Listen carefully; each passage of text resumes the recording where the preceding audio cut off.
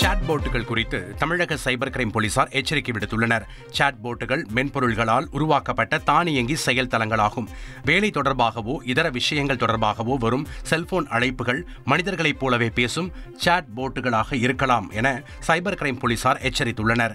இதன் மூலமாக மக்கள் சுலபமாக ஏமாறும் வாய்ப்புள்ளது. URL, விரைவில் பதில்கள், தவறான லிங்குகள் உள்ளிட்டவற்றை மிக கவனமாக கையாள வேண்டும் என்றும் தெரிவிக்கப்பட்டுள்ளது.